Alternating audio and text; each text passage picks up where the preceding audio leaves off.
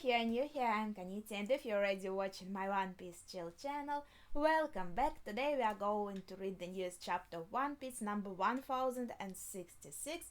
So of course, spoiler alert if you are not up to date with manga. So let's get to it, let's go. The name of the chapter is very exciting, The Will of Ohara, okay. And also the cover story, Returning to Germa with Company. Whoa, these snails are so big. Okay, that's nice. Let's see what happens in the chapter. We're excited. A shock to the whole crew. That's the news that it is kind of the island of the past, not the island of the future, right? What are you saying? A futuristic city like this existed in the distant past? This is just conjecture. I once knew a passionate archaeologist who was willing to risk his life to shed light on a certain ancient kingdom. Not only that, but at a certain site, machinery was excavated that dated back to the same era as the kingdom. Vegapunk explains, and Robin answers, "Are you saying that machinery was created during the Void Century?" But Vegapunk says, like, "You tell me." Kind of asking her for that conversation. That's very interesting. You know something about this, Robin? Nami asks. No doubt it's a painful memory, but 22 years ago, your home of Ohara was eradicated by a Buster Call. Vegapunk is saying, yeah, I remember it very well. I think that happened because Ohara uncovered the details of that kingdom's existence. Yeah, I believe the history of the Void Century is the history of a conflict, one between an alliance of 20 nations and this forgotten advanced kingdom. The victorious 20 went on to form the world government and shape history as we know it. And to ensure that the ideas of the ancient kingdom would not live on, they erased every trace of it from history.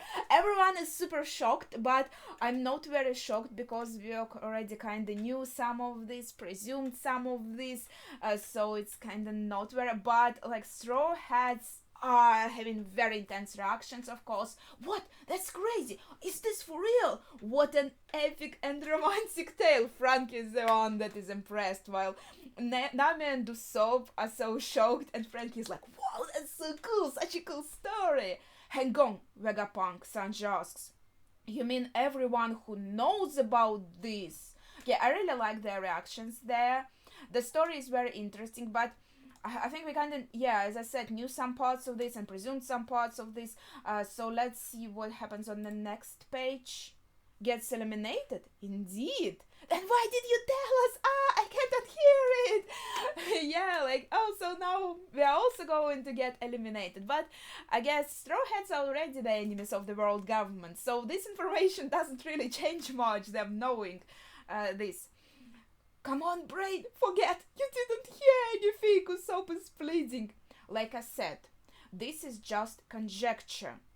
So I guess Vegapunk means that he's only assuming this, like it's a theory. So tell me, Nico Robin, if I'm right and that discovery is why Ohara was wiped out, then wouldn't the government's actions be tantamount to a confirmation? Right, if they did that, then they really didn't want that information to get out about that ancient kingdom, right? Yeah, that's why they destroyed Ohara. That's why they wanted to get rid of Robin also, because she even admitted, I think, right, that she's also kind of archaeologist, she can read these ancient runes. Why are you asking about this? She wonders. The scholars did devise a theory after all their extensive research, but wouldn't someone as high up in the government as you know about it already? Yeah, the scholars, they got kind of the information, they knew something, they got some theories, but here Vegapunk has like machinery. Does he mean that there were already blueprints from the past to make this machinery? No, he said this is the island of the past. Did he mean that this machinery was already created and he kind of built up on that, right, using that? the basis? Or does he mean that he got some blueprints that he could use? That would then mean that world government didn't want any mention of the ancient kingdom, but they kind of did want its technology just for themselves, not for the people of the world, as we were saying in the previous chapter, right? So they would give these blueprints to Vegapunk and ask, kind of, do this for us. Okay, let's see. I'm afraid government affiliation makes no difference. I kept in the dark like everyone else. Even bringing this topic up to them would result in my immediate erasure. Well, they already going to erase him, as we saw. Stop telling us! This is just torture! Let us out of here! Poor Usopp, he's so scared. Like, I don't want to learn this information. I just want to survive, okay? Meanwhile, Robin is, of course, very invested. If that's true, how could you know they were researching that kingdom? All the books and materials were on Ohara, and they were... The Wheel of Ohara, Vegapunk says, lives on. That's a beautiful sentence. And Robin is here. She is that Wheel of Ohara that... Okay. That's very nice. That day shocked the world, he continues. In a single night, Ohara, the island renowned for its love of knowledge, was wiped out, save for one little girl. The scholars were labeled devils, dissidents who plotted to overthrow the government. Yes, and Robin was also named the devil consequently. But that's so nice because the theme of that continued wheel is so huge in One Piece, and it's just so nice, yeah, that everyone carries on some kind of wheel, right? And Robin has this huge responsibility, let's say, on her shoulders. She carries the wheel of Ohara, of all the scientists from Ohara, and that's really emotional. A few months after the incident, I paid a visit of my own to the scorched earth of Ohara. A few months after the incident, I was acquainted with Professor Clover. I guess before the incident he was acquainted with Professor Clover, the foremost authority on archaeology. Yeah, I remember him. I figured I should at least leave some flowers for him. Okay, so he kinda thought, okay, my friend has died here, I cannot, it's kinda his grave, this scorched earth. I don't know, like, where his remains would be, but I would leave some flowers for them. That's a sweet gesture. You knew Professor Clover? Robin asks. Okay, this chapter is very exciting. The pages are just flying by. His obsession with the Void Century fueled his adventurous lifestyle. Wait, is this a little bit of a flashback of Clover when he was younger? His hairstyle looks so cool here. And there's written Clover on the sails. This is a nice ship. Oh, that's so cute. Okay, searching for relevant texts the world over, the Marines incarcerated him on at least 10 occasions. By the time he settled down, he was the world's most famous archaeologist. Man, archaeologist is such a full of adventure, risky, against the government profession in One Piece. It just sounds so cool. When I was small, I actually was dreaming of becoming an archaeologist. Over time, countless scholars were drawn to him, and they all flocked to Ohara. It truly became the holy land of archaeology. Okay, unfortunately, the aftermath of those talented minds coming together would prove tragic. Yes, when I stepped foot on Ohara, wait, that's interesting. Even the tree of knowledge had been burned to cinders. I was speechless when I saw it, and there is a silhouette of Vegapunk that looks super interesting.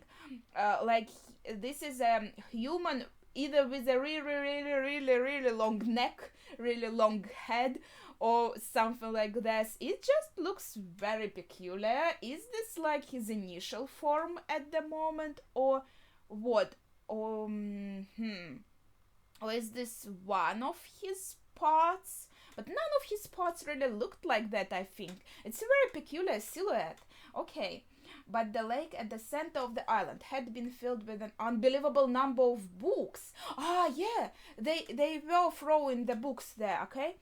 What in the world? I could only assume that it was the work of the scholars. They must have dedicated their final moments to ensuring that the future had access to their treasure trove of knowledge. So wait, Binfield, so they left the books, were left there. World government didn't see that. They didn't notice the books are still there. Wait. If any Marines did discover the books, they were apparently too ignorant to understand their value and left them be. Wow, these Marines are stupid. Good for us, though. O'Hara had triumphed over them. Oh, he's trembling. You can see he's trembling. When I realized that, I couldn't stop myself from crying. Why do you say it? I'll start crying also. Robin is also in tears. She remembers these moments. Please take care of Robin. Make sure she escapes the island. I still have a duty to see to hear. Mommy, I don't want to leave you. Let me stay too. Save the books. Get the reference materials out of the library. Yeah, I'm pretty sure we saw that scene in Robin's flashback when they were saving the books. I'm pretty sure I remember that. Robin, history is our greatest treasure. It must be preserved. We can't just give up on your future. Okay, that's very emotional. And yeah, history is important. If it's been rewritten and there are lies in the history, you don't know the real truth and it will influence your view on the world, of course.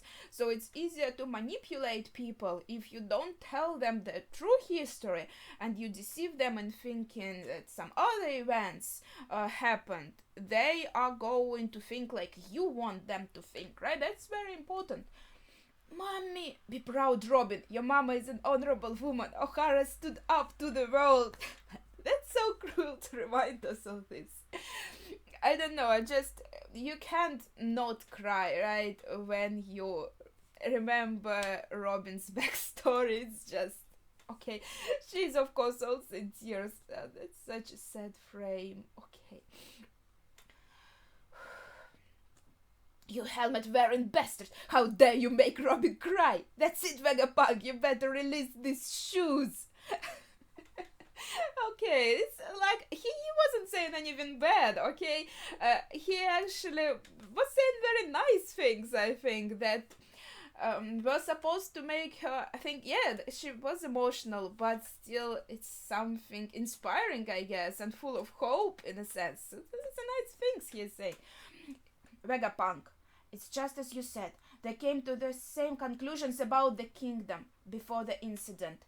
I see. So it's all true. Where are the books from the lake now? I really wanted to take them back to Punk Hazard, but I knew if the top brass ever caught wind, it would all be over. So instead, okay, where are the books? I'm curious.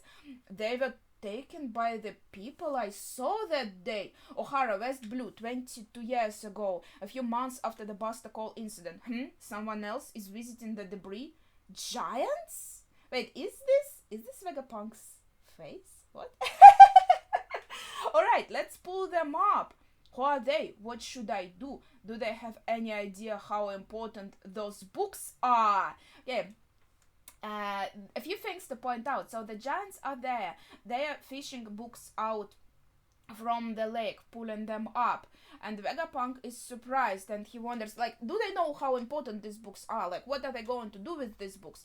That's very interesting, very peculiar. And also, I want to note that it looks like this, what I said, is a very, very long neck. It's actually a very, very tall hair, looks like, because you can see his silhouette here. He looks, yeah, like an older man, kind of funny looking, which is very cool, normal for One Piece, but you can't really, like, see his him in full yet, but we already see his face and his body here with a very long tongue, by the way. But yeah, it seems like he just has very, very tall hair. Can't wait to see him kind of in full. It's been a while, Vegapunk. As usual, that head of yours makes you stand out. Wait, who is there? Is this like, I don't know, Shanks?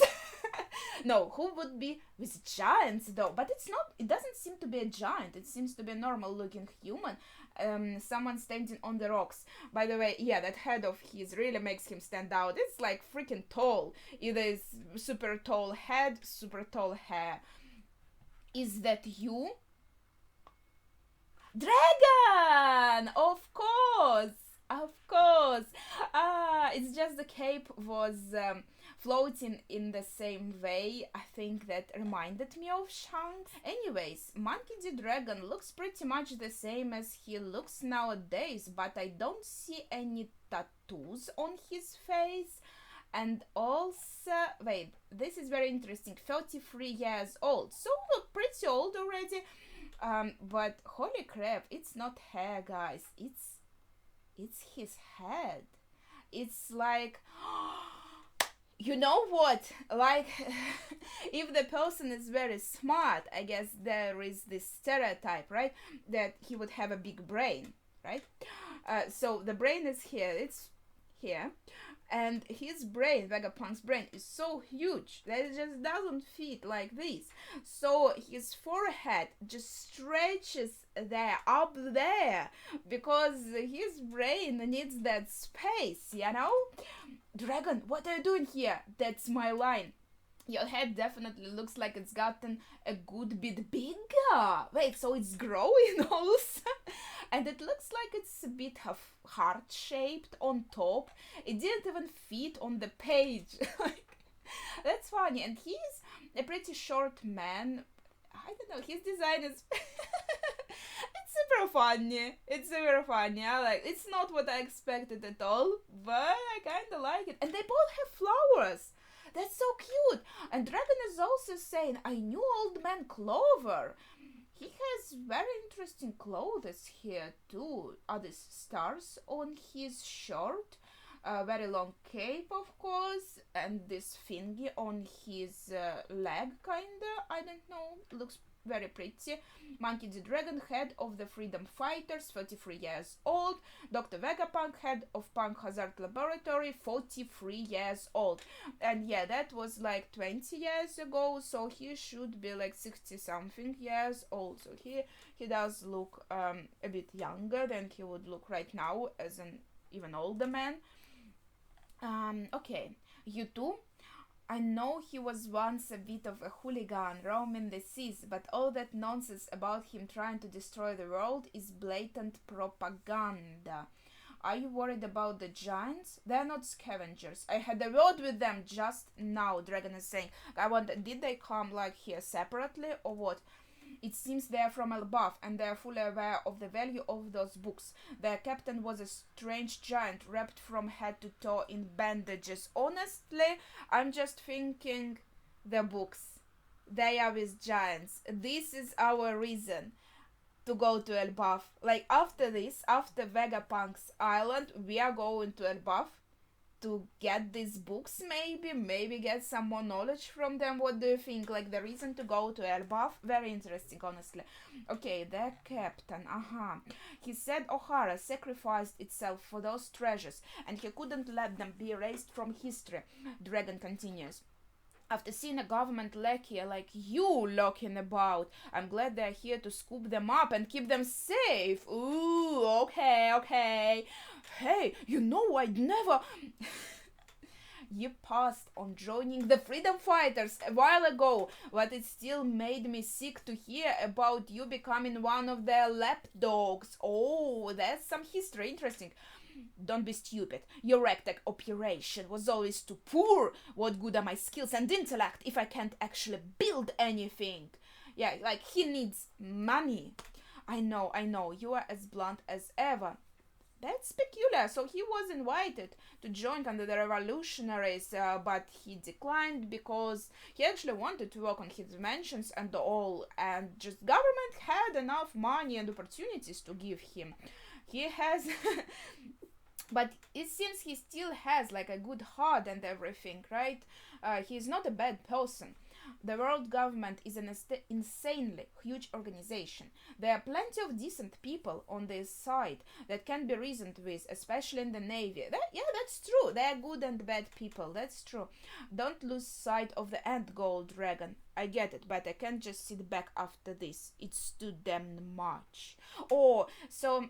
it's kind of like a makeshift grave. They put some piece of wood or something burned out, wrote O'Hara on it, and that's where they place flowers. But it was there already, like who made that makeshift grave. That's very sweet. Okay, that's the end of the double page. Those harmless scholars were brutally snuffed out just for questioning their authority. It's a farce. I'm going to raise an army that can fight them head on, Dragon is saying. I thought you hated war, Vegapunk is surprised. Just watch, Vegapunk. I'll change the world. That's nice. And they're sitting there together. That's sweet scene. And didn't he talk to Dragon in one of the previous chapters when he said, like, the government is after me, they are going to kill me, like Vegapunk, right? I think he was talking to Dragon about this, didn't he? So we are kind of now seeing their history together, like Dragon invited him to be in the revolutionaries, they both knew Clover, they kind of were on good terms, and seems like they are still on good terms, like he can confide in Dragon, right? The will of O'Hara won't die with Clover. Oh, those were Dragon's words. And within a year, he, Emperor Vankov, and Bartholomew Kuma founded the Revolutionary Army, which continues to shake the world to this day. Vegapunk finishes. So at first, this was like kind of freedom fighters, and not as serious, I guess, not as huge as the revolutionaries, but this incident on O'Hara actually was like an inciting incident for Dragon to create these revolutionaries, to be more serious and more kind of proactive in changing this world, because he was very angry, obviously, because of the destruction of O'Hara with Vankov and Kuma. Okay, very interesting, very interesting. Wow, Luffy's death sounds intense. Nami is impressed. Did you say Elbaf Usopp is interested? Professor Clover's fate motivated Dragon. Robin has the same conclusion as me, right? My head is gonna blow. Why did Kuma help us? And why did you modify him so much, Vegapunk? Frankie is yelling, and Sanji says, Eva? That bastard was one of the founding members of the revolutionaries? Okay, why are you surprised? The books from O'Hara certainly couldn't be left to be found by the government, Vegapunk continues. But my curiosity compelled me to make a discreet trip to Elbaf, where the books were taken, and they allowed me to read each and every one of them. In other words, I took everything O'Hara uncovered about the world's secrets and memorized it. What?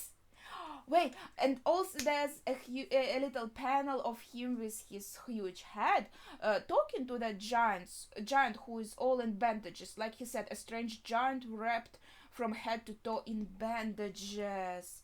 Should I kind of recognize him or remember him from somewhere? Help me out in the comments if I'm just forgetting something.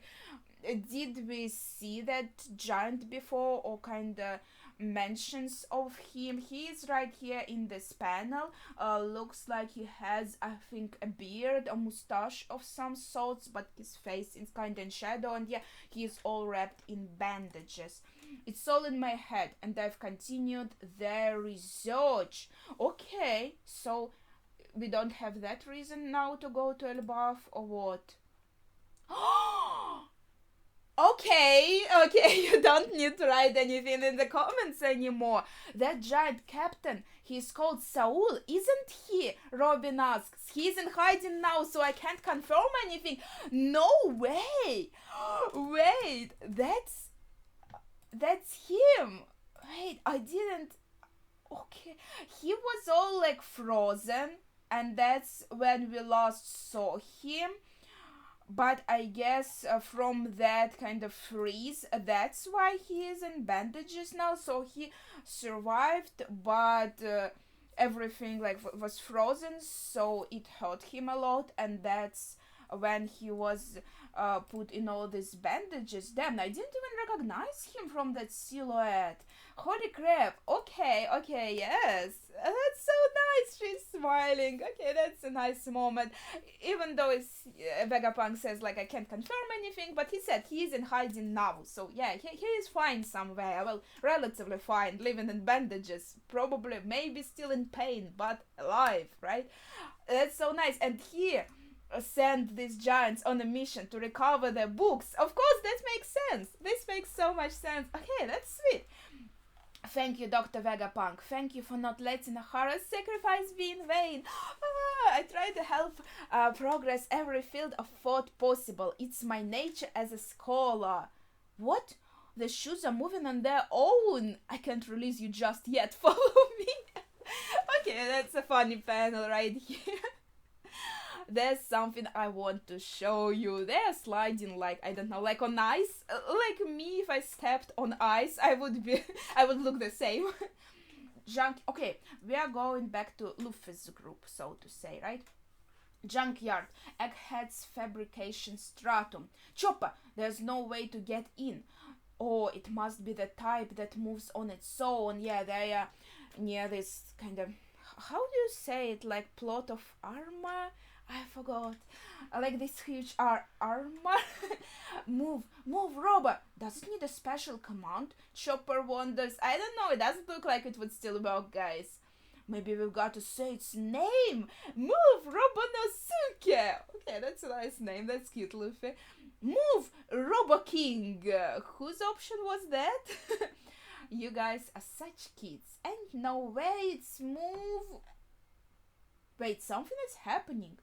The robot's gonna blow! Luffy yells. I'm not sure. What is this? This looks like a, effect of some very loud sound. Like, boom! Let's see what happens. Wait, what? Okay, that's a lot happening. Let's start from that's a double page. So let's start from here, from the right. Save me, Khazar! No good! Another debacle! Somebody, please save me, Khazar! Perhaps space-time bent mid-warp? Wait, did I miss a page somewhere? What is going on? There's a guy like Kinemon here? Wait, I've got you, I'm sinking! Sorry, that's the face! That's the face of Vegapunk with the long tongue. He's kinda coming out of that robot? What? He's saying like Kinemon because there's only half of Vegapunk so far. Like he's in parts. I think that's why. It's him! Bonnie is angry. Much obliged. You're Dragon's boy, right? I knew you'd come. Good job on making it, I assume Vegapunk is saying. Oh my Bonnie, dear me, you should have gotten big. Oh, old man, you are floating. Well, I assume that's because of the shoes. He has very peculiar shoes on. It's splendid to see you so full of vigor, I assume Vegapunk continues to say to Bonnie. Vegapunk, she yells. You can float too, you know. Those dumb shoes you are wearing have a nifty hover function. Oh, so it's the same shoes. It's the same shoes. I just didn't see kind of the underside of them before. See here, press the button on the side, grab the lever. Okay, let's go to the left side of the page. And give it a big old push like this. That's the way. This is such a funny panel. My gosh. Gets in, Swiftland too far! Save us, Khazar! Yeah! Luffy's having time of his life. Chopper, I think, is scared to death. And Vegapunk is a bit concerned. Wait, his head, it's a bit different, right? The humble genius appears. Dr. Vegapunk, the man with the biggest brain in the world, leader of the Navy's SSG Special Science Group. And this is the end of the chapter. Just one thing to note here. His design, I guess, of his head has changed a little bit. His huge head, his huge brain isn't here anymore. There's only like a bit of apple. Like, on top of his head, which looks very funny. I like it a lot. Yes, he looks like we expected. This old man, what we expected to see as a Vegapunk. Of course, I really like how funny looking it is. I think it's really fitting for the mad scientist. It's funny why his tongue is so long. I'm not sure, but I assume his brain is not here because that's how he created these parts of him. I guess like he took his brain, divided it in parts. You know, there are sections in our brains that they're responsible for different things, right? So he took these parts, divided them, and so that's why all the copies of Vegapunk, they are have their own theme. They're responsible for their own thing because that's a certain part of his brain. Okay, that was a very interesting chapter. I enjoyed it quite a lot. Please share your thoughts in the comments as well as your favorite moment, of course. That would be it for today. Thank you for watching and see ya!